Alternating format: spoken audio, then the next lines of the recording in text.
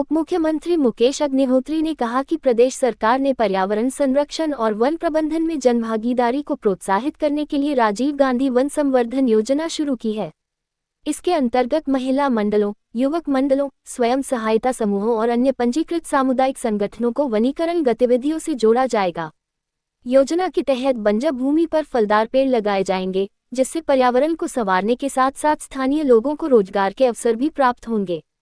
उन्होंने क्षेत्र के सभी महिला मंडलों से इस योजना से जुड़ने का आह्वान किया।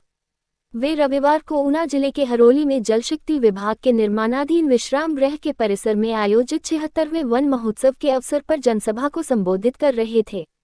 इस अवसर पर उन्होंने परिसर में अर्जुन का पौधा लगाया। उन्होंने बताया कि योजना के अंतर्गत समूहों को 1 से 5 हेक्टेयर बंजर वन भूमि पर फलदार वृक्ष लगाने के लिए प्रोत्साहित किया जाएगा। ये समूह 5 वर्षों तक वृक्षारोपण के रखरखाव के लिए भी जिम्मेदार होंगे। प्रति हेक्टेयर वृक्षारोपण पर प्रत्येक समूह को 1.20 लाख रुपये तक की सहायता दी जाएगी, जबकि 1 हेक्टेयर से कम भूमि होने पर सहायता राशि अनुपातिक होगी। पौधों की जीवित रहने की दर के आधार पर समूह को प्रति हेक्टेयर प्रोत्साहन राशि भी दी जाएगी। पौधों के 50% से अधिक सर्वाइवल पर अतिरिक्त 1 लाख रुपये दिए जाएंगे। इससे ग्रामीण अर्थव्यवस्था में भी मजबूती आएगी। वन विभाग ने पंडग में इस योजना की शुरुआत की है। उप मुख्यमंत्री ने विभाग को अन्य पंचायतों में भी इसे गति देने को कहा।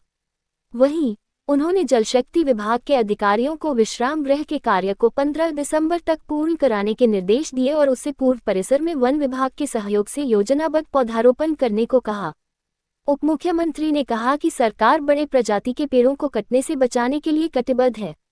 इसी दृष्टि से ऊना जिले में पहली बार आम, बरगद और पीपल के पेड़ों की गिनती करवाई गई है।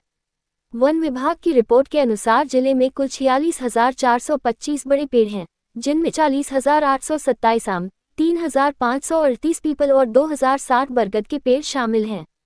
इन सभी की जियो टैगिंग कर दी गई है, जिससे अवैध कटान रोकने में मदद मिलेगी। हरोली विधानसभा क्षेत्र में आम के 12,639, पीपल के 631 और बरगद के 242 पेड़ हैं।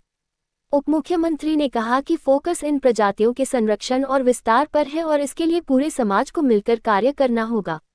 श्री अग्निहोत्री ने कहा कि इस वर्ष ऊना जिले में 2.78 लाख पौधे रोपे जाएंगे। उन्होंने बताया कि जिले में भौगोलिक रूप से वन क्षेत्र कम है। जिले में कुल वन भूमि केवल 21,000 हेक्टेयर है और हरोली में वन घनत्व अपेक्षाकृत सबसे कम है।